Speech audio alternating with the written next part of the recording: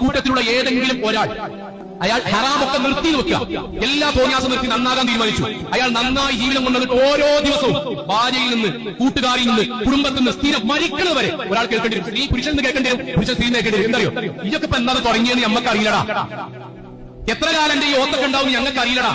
ഈ പണ്ട് ഈ നാട്ടിൽ കൂടെ ബാങ്കെടുക്കുമ്പോൾ നടന്നത് എന്റെ മനസ്സിൽ നിന്ന് പോയിട്ടില്ലടാ. ഒരു വിശ്വാസിക്ക് ജയിലിൽ അകപ്പെട്ട ഒരാൾ 4 ഭാഗത്തുനിന്നും അയാൾക്ക് കുറ്റം പറിച്ചു കഴിക്കും, കേൾക്കേണ്ടി വരും, ഒറ്റപ്പെടും. ഈ പ്രായത്തിന്റെ വയസ്സനാകോ ആകാണോ മുത്തക്കിയാകണ്ടോ എന്നാ നന്നായി എനിക്കറിയട്ടോ, അന്നെപ്പോലത്തെ എല്ലാവരും ആയ എന്തായിക്കാർ അവസ്ഥ അതൊക്കെ കേൾക്കേണ്ടി വരും. ഇത് കേൾക്കുമ്പോൾ മുപ്പിനാരും മനുഷ്യന് വേദന ഉണ്ടാവും. ഉണ്ടാകും, മലക്കല്ലല്ലോ മനുഷ്യനല്ലേ, വേദന ഉണ്ടാകും. കണ്ണു നായും ഒറ്റക്കല്ലാനോട് പോയിട്ട് അയാൾ ഹൃദയം മുറിഞ്ഞി അല്ലാണ്ട് അയാൾ പ്രാർത്ഥിക്കും.